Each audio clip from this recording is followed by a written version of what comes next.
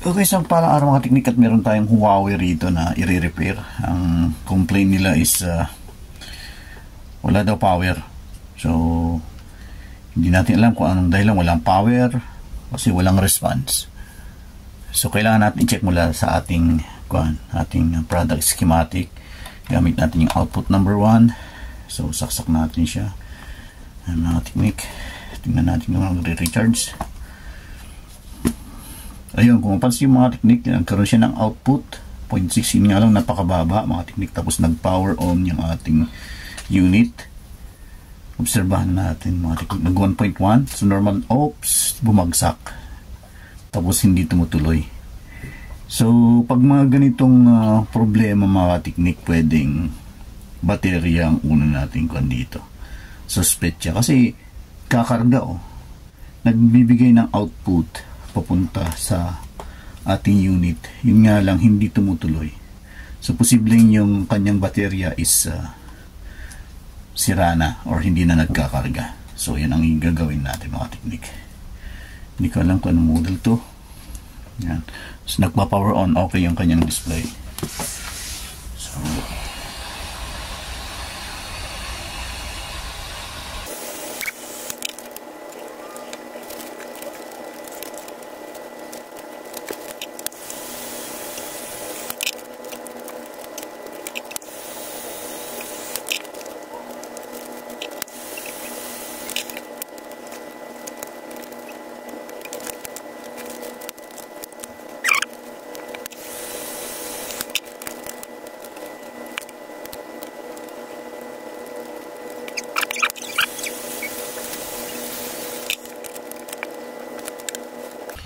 So makikita mga teknik natanggal.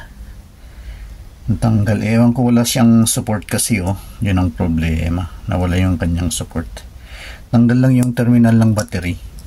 So ibalik natin ulit. Tingnan natin. Nawala yung support niya Binuksan na nila.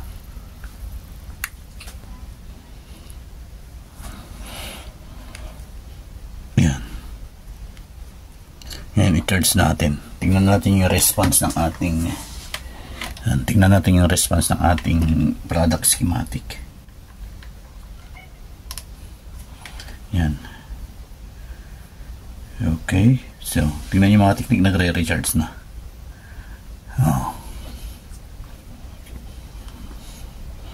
So, yun lang po mga teknik. Hanapan natin yan. 2.1 na siya. Ayan, 60%. Ganito na lang gawin natin.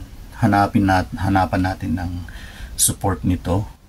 Ayan. Bilhan natin kung mayroon tayong mabibiling ganon para maging okay siya. Yan. Kasi kapag nababagsak to, matatanggal talaga yan. Paulit-ulit na matatanggal. So, yun lamang po mga teknik. So, kung titingnan nyo yung output na lumalabas 2 amperes. 5 volts 2 amperes. So, ibig sabihin yan yung normal na lumalabas na during charging time, kasi nga na ilang percent lang yung charge niya ngayon. It's 63% mga teknik, makikita nyo 63% lang siya. So yan, continuous siyang nagre-recharge na ngayon. Ngayon punta tayo dun sa bilihan ng mga piyesa ng cellphone kung mahanapan natin ang plate na susupport dito, kasama na rin yung tornilyo. Kung wala, punta tayo dun sa mga paggawaan, baka makukuha tayo ng parang scrap na lang. Okay, let's go.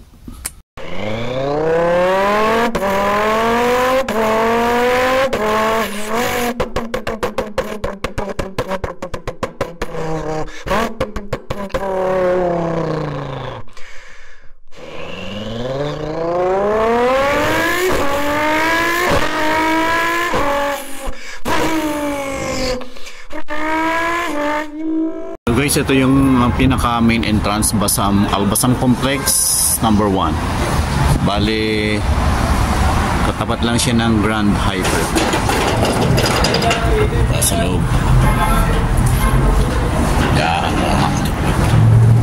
Yan, mabilihan ang mga accessories.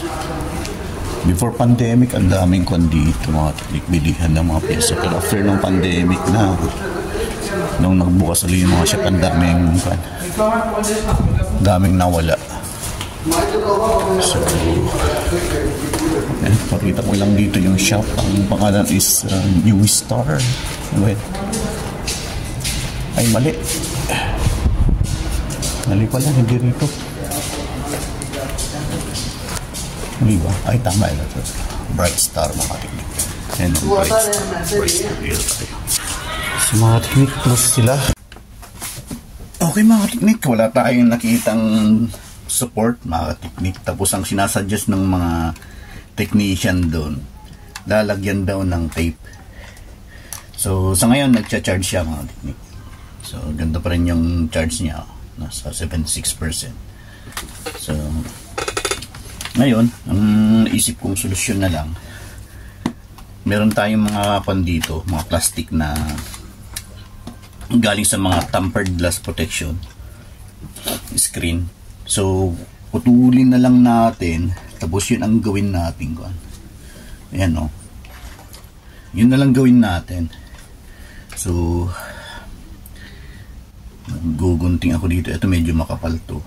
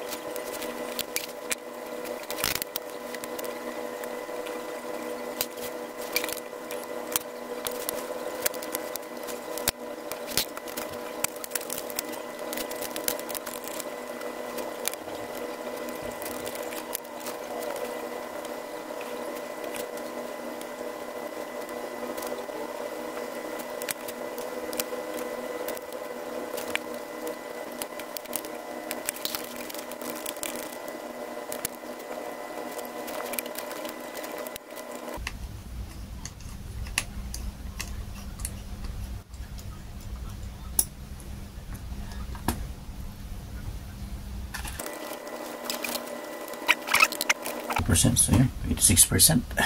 Okay, finalize natin.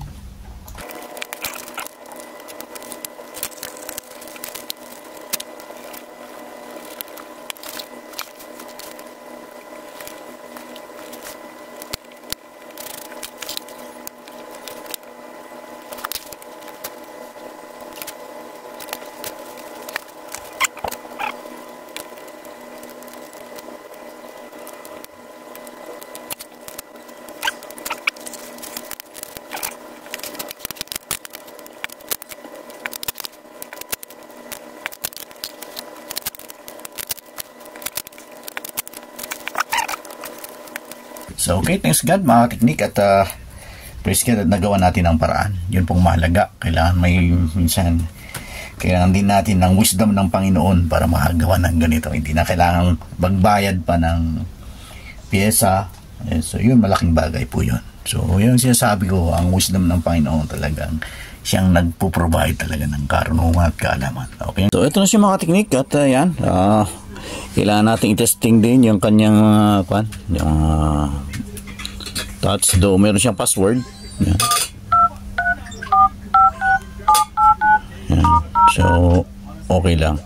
Tapos, syempre, dahil naglagay tayo ng tawag nito, support dun sa kanyang battery terminal. So, i-drop test natin, like, kung mawala yung kanyang power pag drop test. Do, hindi natin, ayan. So, makikita nyo, mga teknik, yan, na-drop test na siya. So, hanggang dun na lang ang ating gun. So, thanks God at okay na siya. Hanggang dito na lang tayo. So, palagay ko successful naman yung ating ginawa doon na remedyo o technique.